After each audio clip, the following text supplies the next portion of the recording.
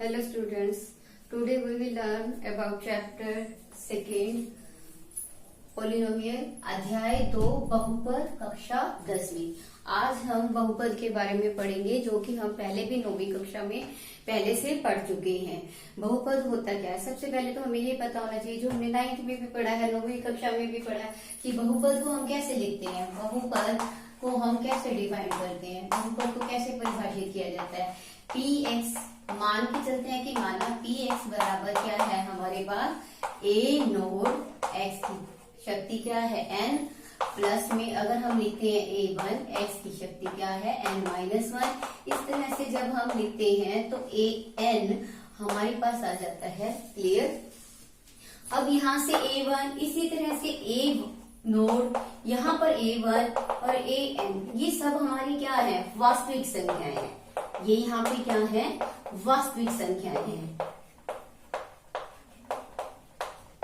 ये सब क्या है, वास्तविक संख्याएं। और हमारे पास क्या कंडीशन होती है, क्या होती है कि a नोड भी हमारा 0 के बराबर नहीं होना चाहिए और a n भी 0 के बराबर नहीं होना चाहिए। तो बहुपद को हम कैसे डिफाइन करते हैं, a नोड x की n है प्लस में a1 x की शक्ति क्या है n-1 और a node a1 a2 a n सब क्या है, वास्तविक संख्याएं हैं और a नोड a n ये हमारी क्या है, 0 के बराबर नहीं होना चाहिए। अब इसके बाद आते हैं हम बहुपद। बहुपद की घात क्या होती है। अब हमें क्या देखना है कि बहुपद की घात का कैसे पता चलता है। घात क्या होती है, जो x की सबसे बड़ी शक्ति होती है उसको हम क्या कहते हैं, उच्चतर, मतलब सबसे बड़े वाली जो उच्चतम शक्ति होती है, सबसे बड़ी शक्ति होती है, उसको क्या बोलते हैं, हम घात कहते हैं। सपोज जैसे मैंने लिखा है 3x की शक्ति 3x की शक्ति 2, फिर 2x जमा में 1। मैंने अगर ये बहुपद लिखा है तो सबसे बड़ी जो शक्ति है x की वो क्या है, 3 है। तो इसका मतलब घात हमारी क्या होगी, 3 है। जो सबसे बड़ी उच्चतम जो शक्ति होती है, सबसे बड़ी शक्ति जो होती है या उसे हम क्या कहते हैं, घात कहते हैं। x की जो सबसे बड़ी, मतलब जो हमारा वेरिएबल है, जो हमारा ये चर है, उसकी जो सबसे बड़ी शक्ति होती है उसे हम क्या कहते हैं, घात कहते हैं। और जो सबसे बड़ी शक्ति, इस तरह से घात। अब हम देखते हैं, जैसे हमारे पास हमने पहले भी पढ़ा है रैखिक समीकरण के बारे में, रैखिक बहुपद के बारे में पढ़ा है, फिर हमने द्विघात बहुपद के बारे में, और फिर हम देखते हैं हमारे पास जो त्रिघाती हमारे पास। जैसे देखो अब हमने देखा, अब देखो जैसे आपके पास रैखिक बहुपद पहला क्या है, जैसे रैखिक बहुपद होता क्या है, जिस बहुपद की घात जो है, सबसे बड़ी शक्ति जो है वो क्या होती है, 1 होती है, उसे क्या कहते हैं, रैखिक बहुपद कहते हैं। जो घात 1 वाला बहुपद होता है, घात 1 वाले बहुपद को वाला बहुपद जो है वो हमारा क्या कहलाता है, रैखिक बहुपद कहलाता है। समझ आया आपको, क्या कहलाता है, रैखिक बहुपद कहलाता है। जैसे आप लिखते हो, आप सपोज लिखते हो 2x जमा 3 लिखते हो, देखो सबसे बड़ी शक्ति क्या है, इसमें 1 है, तो इसका मतलब ये हमारा क्या है, रैखिक बहुपद है। अब इसके बाद हमारा होता है द्विघात। देखो नाम से पता चल रहा है द्विघात बहुपद। द्विघात, द्वि का मतलब 2, घात मतलब शक्ति। जिस बहुपद की सबसे बड़ी जो शक्ति है, सबसे बड़ी मतलब शक्ति, या कह सकते हो जिसकी घात क्या होती है, 2 होती है, उसे हम क्या कहते हैं, द्विघात बहुपद कहते हैं। जैसे आपके पास ये लिखा हुआ है 4x की शक्ति 2, 9x माइनस में 5। देखो इसमें x की सबसे बड़ी शक्ति क्या है, 2 है, मतलब इसकी घात क्या है, 2 है। और 2 घात वाले बहुपद को हम क्या कहते हैं, द्विघात बहुपद। क्या कहते हैं हम, द्विघात बहुपद। समझ आया, जिसकी सबसे बड़ी शक्ति क्या होती है, 2 होती है। इसी तरह से आप देखो त्रिघात वाला कौन सा होगा, त्रि का मतलब क्या होता है, आप संस्कृत में भी पढ़ते हो, त्रिघात। और त्रिघात बहुपद कौन सा होगा, जिसकी सबसे बड़ी शक्ति क्या होगी, सबसे बड़ी शक्ति मतलब आप ये कह सकते हो घात जो है वो क्या होती है, 3 होती है। उसे हम क्या कहते हैं, त्रिघात बहुपद कहते हैं। जैसे आपके पास एग्जाम्पल है, ये वाला उदाहरण है, 2x की शक्ति 3, 6x² और प्लस में 8x है, प्लस में 7 है। देखो सबसे बड़ी शक्ति क्या है, x की 3 है। सबसे बड़ी जो शक्ति है मतलब घात जो है आपके पास क्या है, 3 है, इसीलिए ये क्या है आपका त्रिघात बहुपद। तो ये किसका उदाहरण है आपके पास, त्रिघात बहुपद का उदाहरण है, जिसकी सबसे बड़ी शक्ति क्या है, 3 है। इस तरह से देखो अब आपके पास ये त्रिघात बहुपद था। अब हम देखते हैं, देखो ध्यान से, अब हमारे पास है बहुपद का शून्यक क्या होता है। अब हम देखते हैं बहुपद के शून्यक के बारे में।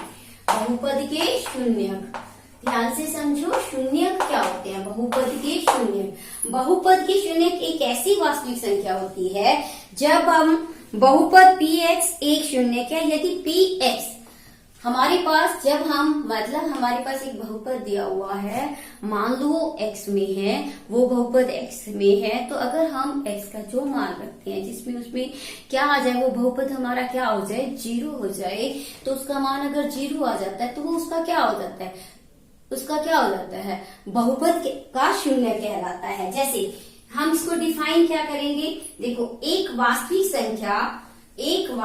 संख्या के जो है बहुपद px का एक शून्यक है। एक वास्तविक संख्या, देखो हम कैसे डिफाइन करेंगे, कैसे इसको लिखेंगे, एक वास्तविक संख्या जिसको मान लो हमने क्या माना है, वो k है, ठीक है। एक वास्तविक संख्या हमने ली, वो क्या है, k है, वो बहुपद px, अभी हमने लिखा था बहुपद कैसे लिखते हैं, हमने क्या लिखा था, px, वो बहुपद px का शून्यक का एक शून्यक होगा। कैसे, जब हम एक शून्यक है, वो बहुपद का एक शून्यक है जब क्या हो, p, देखो हमारे पास बहुपद क्या था, px, मतलब x का मान अगर हम k रख देते हैं तो हमारे पास वो क्या बन जाना चाहिए, 0 आ जाना चाहिए, तो वो हमारा क्या होगा, बहुपद का शून्य कहलाएगा। जैसे आपके पास देखो ध्यान से, अगर मैं एक उदाहरण बताती हूँ आपको, मान लो मेरे पास px है और px क्या है हमारे पास, देखो ध्यान से, 2x जमा 3 है, समझ रहे हैं आपको, हमारे पास क्या है, 2x जमा 3 है, ठीक है। और हमारे पास देखो x जो अगर हमारे पास क्या है, -3/2 है, मान लो x जो हमने इसका मान रखो वो -3/2 है। देखो मैं अगर इसकी जगह पे -3/2 रख देती हूँ और प्लस में 3 है, 2 से 2 कट जाएगा, -3 बराबर में क्या आ गया, 0 आ गया। इसका मतलब px बराबर मेरे पास क्या आ गया, 0, मतलब मैंने -3/2 रखा तो मेरे पास क्या आ गया, ये -3/2 जो है जिसपे इसका मान 0 आया है, तो वो इसका क्या है, शून्य कहलाएगा। क्या कहलाएगा, शून्य कहलाएगा। क्लियर है आपको, वो इसका क्या कहलाएगा, शून्य कहलाएगा। अब हम देखेंगे बहुपद के शून्यकों का ज्यामितीय अर्थ क्या होता है। अब बहुपद, जैसे हमने कोई ग्राफ बनाया y = px के लिए, अगर हमने कोई ग्राफ बनाया है, ठीक है, अब हमने y = px के लिए अगर कोई ग्राफ बनाया है, तो हमारे पास जो बहुपद के शून्यक होंगे वो क्या होंगे, x बिंदु के वो निर्देशांक होंगे जो, अगर हमने इसके शून्यक देखने हैं कि इस ग्राफ के हमारे पास शून्य क्या होंगे, कैसे पता चलेगा, x जो y = px के लिए हमने ग्राफ बनाया है, तो उनको हम क्या कहेंगे, शून्य कहेंगे, उन निर्देशांकों को शून्य कहेंगे जहां पर क्या होगा, x अक्ष पर ग्राफ जो है काटता होगा, जिन बिंदुओं पर x अक्ष पर, x के जिन बिंदुओं पर वो ग्राफ काटता होगा वही इसके क्या होंगे, शून्य होंगे। समझ आया। अब हमारे पास हमने पढ़ा था रैखिक बहुपद पढ़ा था, और हमने द्विघात बहुपद पढ़ा है, इस तरह से द्विघात बहुपद पढ़ा है, फिर त्रिघात बहुपद के बारे में पढ़ा। तो अब रैखिक में क्या है, जो रैखिक बहुपद है उसके जो शून्यकों की संख्या क्या होगी, 1 होगी, क्योंकि उसकी घात क्या है, हमारे पास 1 है। इसी तरह से इसकी घात हमारे पास द्विघात की क्या थी, 2 थी, तो इसके शून्यकों की संख्या क्या होगी, 2 होगी। इस तरह से त्रिघात वाला जो है उसकी हमारे पास शून्यकों की संख्या अधिक से अधिक क्या होगी, 3। समझ आया? द्विघात के लिए 2, रैखिक के लिए 1 और त्रिघात के लिए हमारे पास क्या होगी 3। जो हमारा रैखिक बहुपद है उसके लिए 1, द्विघात बहुपद के लिए 2 और त्रिघात बहुपद के लिए हमारे पास शून्यकों की संख्या क्या होगी 3 होगी। अब अगर हमारे पास हम द्विघात बहुपद के बारे में पढ़ते हैं, मतलब जिसकी सबसे बड़ी शक्ति क्या है, सबसे बड़ी जो हमारी घात है वो क्या है 2 है, द्विघात बहुपद। और द्विघात बहुपद में अगर हम ग्राफ बनाते हैं तो उसका परवलय ऐसे बनेगा। जब क्या है, मान लो हमारे पास कोई द्विघात बहुपद है, ax² जो इसकी स्टैंडर्ड फॉर्म है, मानक रूप है, वो हमारे पास क्या है, देखो सबसे बड़ी जो हमारी शक्ति है घात जो है 2, तो इसकी घात क्या होगी 2 होगी। ये वाला बहुपद कैसा है हमारे पास, द्विघात बहुपद है। कैसा बहुपद है हमारे पास, ये वाला हमारे पास ये हमारे पास क्या है, द्विघात बहुपद है। अब इस बहुपद में हमारे पास जब a हमारा क्या होगा, a क्या है, ये है, इसका क्या है गुणांक है, गुणा किया हुआ अंक। अगर a हमारा क्या है 0 से बड़ा है, बड़ा मत 0 से बड़ा जैसे 1, 2, 3 कुछ भी 0 से बड़ा है, तो इसके लिए इसका परवलय जो है, जो ग्राफ बनेगा कहाँ बनेगा, ऊपर की ओर बनेगा। कैसे बनेगा, ऊपर की ओर। अगर हमारा a जो है छोटा है 0 से, तो हमारा परवलय कैसे बनेगा, नीचे की ओर बनेगा, इस तरह से, समझ आया, नीचे की ओर। अब हमारे पास ये ऊपर की ओर बनेगा और वो नीचे की ओर बनेगा। तो ग्राफ भी आपको पता चल गया, शून्य के बारे में आपको पता चला कि रैखिक बहुपद के लिए 1 शून्य होगा, द्विघात वाले के लिए हमारे पास 2 होंगे शून्य, और त्रिघात वालों के लिए हमारे पास कितने बहुपद होंगे, कितने शून्य होंगे, 3 शून्य होंगे।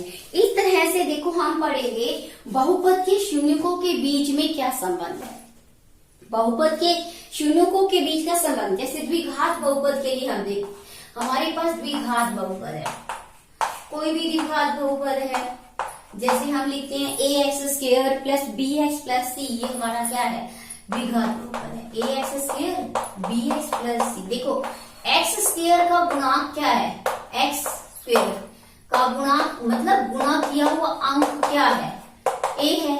इस तरह से x का गुणांक क्या है हमारे पास, गुणा किया हुआ अंक हमारे पास क्या है b, ये आ गई है। और c हमारा क्या है, जो हमारा c है वो क्या है हमारे पास, c जो है अचर पद, जिसको हम बदल नहीं सकते हैं। तो इसमें अचर पद कौन सा है, जिसको हम बदल नहीं सकते, जो वैसे का वैसे रहता है, वो क्या है हमारे पास c है। अब हम मान के चलते, देखो मैंने आपको पहले भी बताया है कि द्विघात बहुपद के जो शून्यक होंगे वो कितने होंगे, 2 होंगे। तो हम इसके शून्यक मान के चलते हैं कि एक शून्यक क्या है, अल्फा है, और दूसरा क्या है, बीटा है। ये हमने क्या मानी है, द्विघात बहुपद के माना, द्विघात बहुपद के क्या है, ये शून्यक है। द्विघात बहुपद के क्या माने हैं हमने, शून्यक माने, बहुपद के शून्यक। क्लियर, हमने क्या माने हैं, अल्फा और बीटा।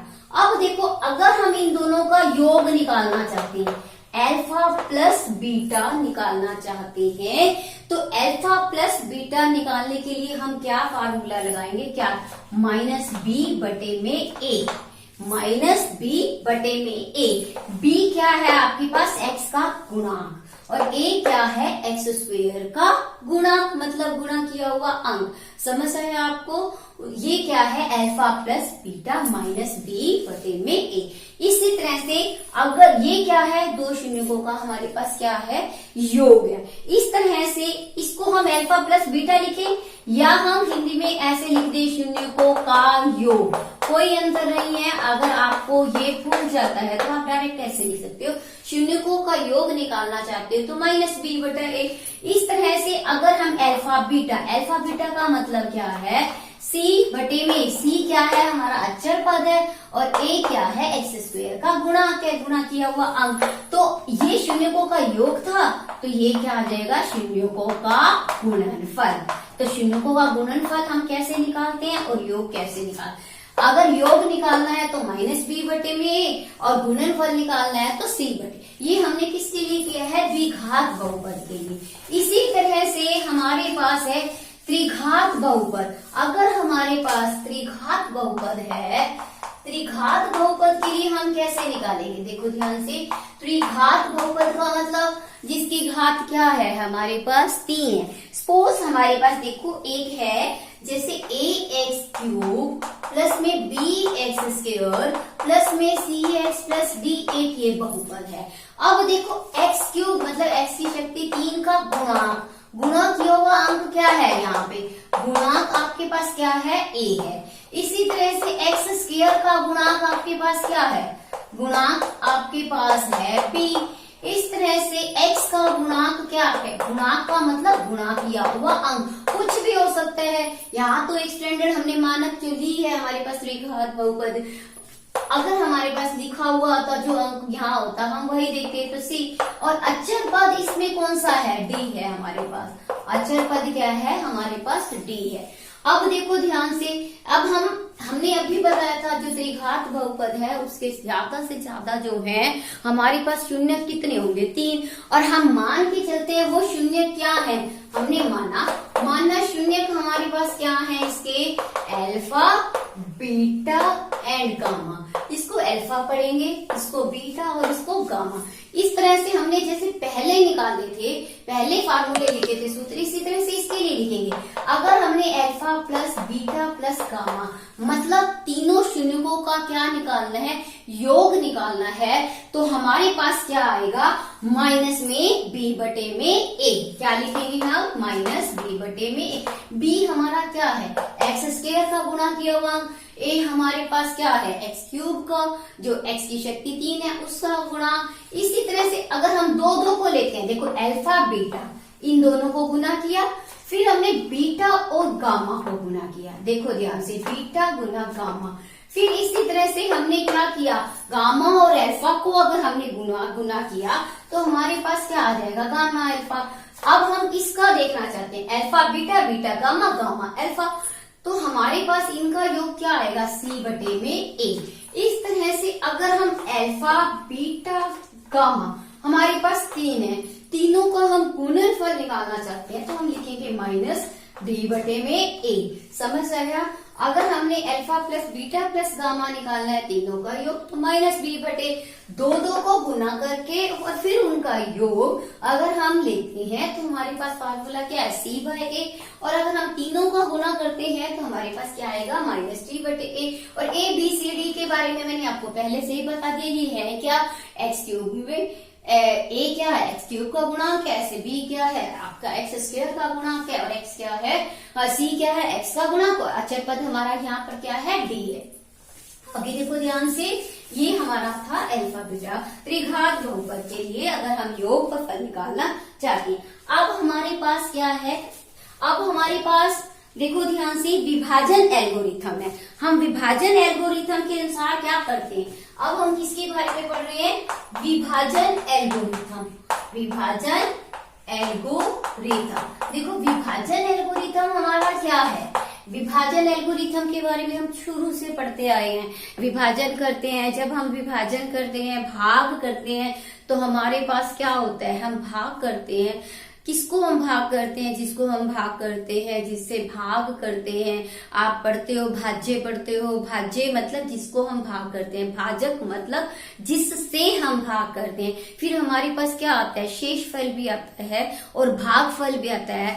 तो हमने ये पहले से ही पढ़ा है ऑलरेडी। देखो px एक बहुपद है जिसको हमने क्या करना है, भाग करना है, और हमने उसको भाग किससे करना है, gx से भाग करना है। एक दूसरा बहुपद जिससे हमने भाग करना है, भाग किससे करना है, हमने gx से। और हमारे पास देखो भागफल क्या आ रहा है, उस बहुपद को हम बोलेंगे qx। और फिर हमारा शेषफल क्या आएगा, rx। देखो ये क्या है, जिसको हमने भाग करना है, मतलब हमारे पास क्या है, भाज्य। ये क्या है, जिससे हमने भाग करना है, मतलब क्या है, भाजक। और ये हमारे पास क्या आ रहा है, हमारे पास क्या आया है, भागफल। तो जो हमारा उत्तर आया, और ये हमारा क्या है, rx, हमारे पास क्या है, शेषफल। तो हमने विभाजन एल्गोरिथम पहले भी पढ़ा है। हमारे पास क्या होता है, px जो हमारा भाज्य है वो क्या आएगा, gx जिससे हम भाग कर रहे हैं, gx मतलब भाजक, और हमारा जो आया क्या भागफल qx, और प्लस में हमारा नीचे क्या होता है, शेषफल जो बचता है वो हमारा क्या होता है rx। समझ आया आपको।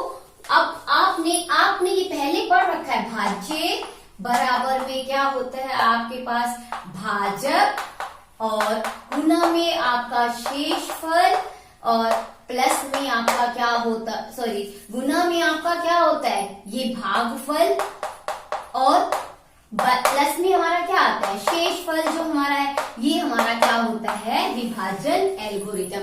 क्योंकि अब हम बड़ी क्लास में आ गए, अब हम इस बहुपद को क्या लिखते हैं px, और जिससे भाग करते हैं उसको gx, जो हमारा शेषफल जो हमारा भागफल आता है वो qx, और जो हमारा शेष आता है वो क्या है rx। अब हमारे पास rx जो है, या तो मतलब जो हमारा शेष आता है जब हम भाग करते हैं, या तो फिर वो क्या आएगा 0 आएगा, या फिर उसकी घात जो है जो rx है हमारे पास क्या आएगा, या तो उसकी घात क्या होगी, rx की घात क्या होगी gx से क्या होगी घात ऑफ rx, मतलब rx की जो शक्ति है उसकी घात या तो फिर gx से क्या होगी छोटी होगी। ये आपने ध्यान रखना है, या तो हमेशा शेष क्या आएगा 0 आएगा, या फिर जो शेष की जो हमारी शक्ति है सबसे बड़ी शक्ति जो है मतलब घात जो है जो हम जिससे भाग कर रहे हैं उससे क्या आएगी हमेशा कम आएगी। ये क्या है आपका विभाजन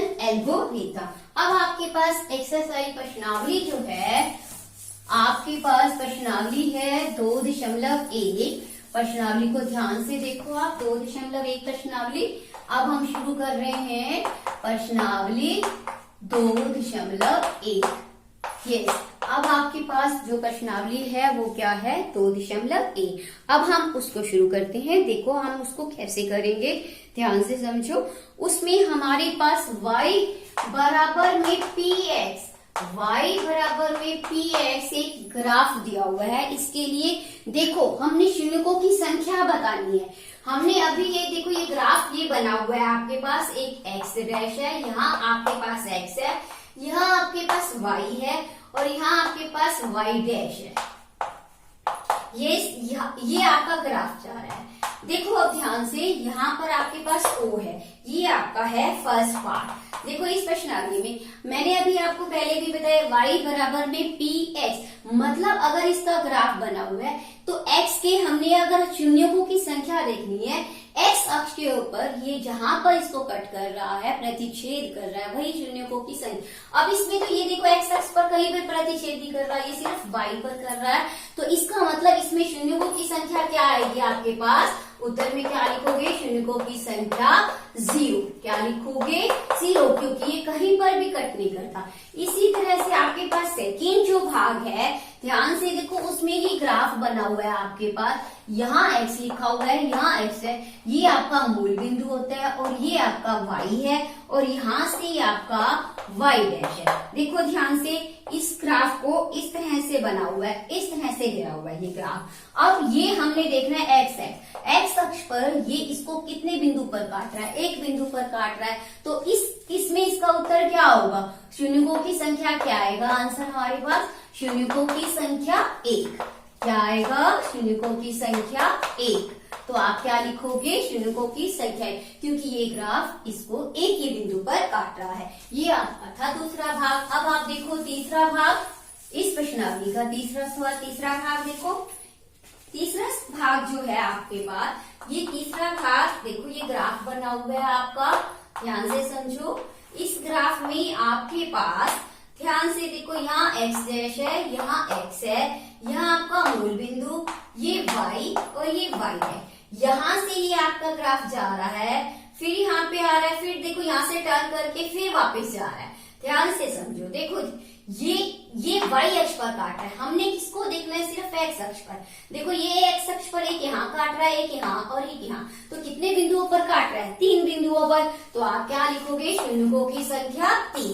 क्या लिखोगे शून्यकों की संख्या 3। ये आपके पास शून्यकों की संख्या क्या आ गई 3। अब आपके पास चौथा भाग जो फोर्थ पार्ट है, ध्यान से समझो। फोर्थ पार्ट में आपके पास देखो ये ग्राफ ये बना हुआ है, यहाँ x है आपका, यहाँ x डैश है, यहाँ ध्यान से देखो y, यहाँ आपके पास है y डैश। ध्यान से अब यहाँ पर आपका ये मूल बिंदु है जहां पर ये एक दूसरे को काटते हैं, x अक्ष और y है। ये ग्राफ आपका ये परवलय बना हुआ है, तो आप ये देखो ये x अक्ष पर कितने बिंदुओं पर काट रहा है इसको, 2 बिंदुओं पर, यहाँ पर और यहाँ पर। तो शून्यकों की संख्या आप क्या लिखोगे? 2। शून्यकों की संख्या जितने बिंदु पर x अक्ष पर काट रहा है वही क्या है? शून्यकों की संख्या। तो इसमें शून्यकों की संख्या आपके पास कितनी है? 2। समझ आया आपको? जितने बिंदुओं पर ये इसको काट रहा है वही शून्यकों की संख्या है। ये आपका था चौथा भाग। अब आप देखो पांचवा भाग।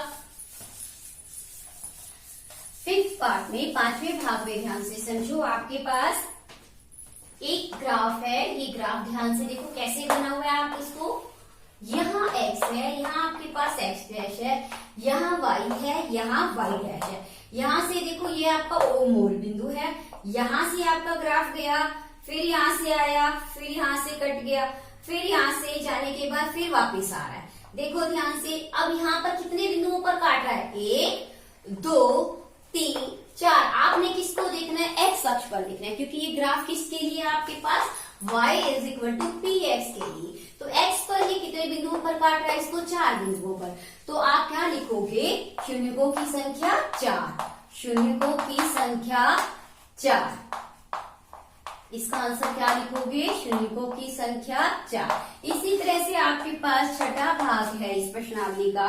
आप ध्यान से देखो, छठा भाग आपके पास है, ये ग्राफ आपके पास बना हुआ है x और यहाँ x डैश, यहाँ आपके पास y है, यहाँ O है, यहाँ पर y डैश है।